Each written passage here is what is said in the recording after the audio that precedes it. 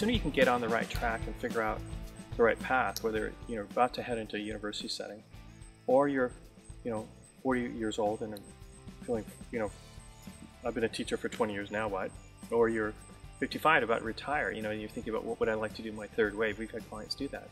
They're retiring and think, you know what, I am 55 and I am retiring. What I really like to do then, that I've got the piece of my life that I wanted to have. So I think when there's different phases, I think there's some practical things.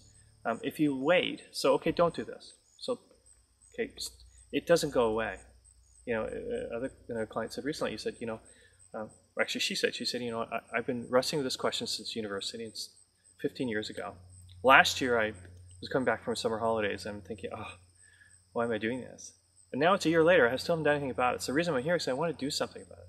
So one of the dangers is if you're looking at, part of the reason you're on our website today, part of the reason people are watching this video is because there's some reason that they're watching this, and generally it's because there's some need. And so my idea is don't wait, don't delay it. And I'm not suggesting, by the way, you need to go in and quit your job tomorrow and do anything radical. I think what's neat about our whole process is to take a thoughtful way of thinking about this.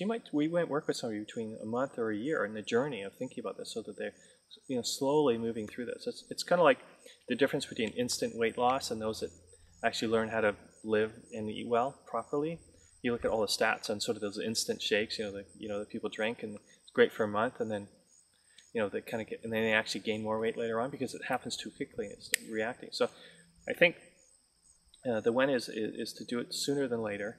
But if you haven't done, don't feel guilty. It's not going to change anything. Just get on and do something now.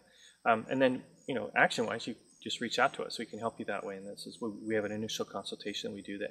It's a great starting point to start the conversation with us about who you are and what's going on. Also for companies, when do companies engage us? Well, companies engage us in a couple of different ways. One, when they're, quite frankly, restructuring, when they're thinking about, we've got some business decision to make. It's not quite working out the way we anticipated, or we don't have the right fit here. So companies engage us when they're in restructuring mode. So we have a whole outplace model. Companies engage us when they're thinking about our plan and where we're taking our team and where are we going. How do we do this? Companies engage us when they're putting on a workshop and think about how do we motivate employees and maybe help people to think about soft skills more, or whatever that might be. So on the corporate side, on the when side, there's different kinds of whens. Or you have that manager that you think, man, they've been here for 15 years and they're doing well, but not quite where we anticipate they might be, or they need some support. What can we do? That's when we're brought in as well. So it's that's one of our strengths is I think we both see the individual side and the employer's perspective and able to understand both sides.